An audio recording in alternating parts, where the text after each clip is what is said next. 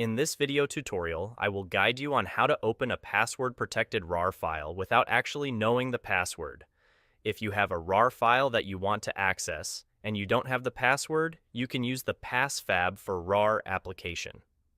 Begin by searching for PassFab RAR download in your web browser and visit the official download page. Please note that this is a paid application, but you can try the free trial version first. Install the application and launch it. You will be prompted to add your RAR file. You can choose from different attack methods, such as dictionary attack or brute force. For this example, let's use the dictionary attack. Click Start and wait for the application to recover the password. The time it takes depends on the complexity of the password.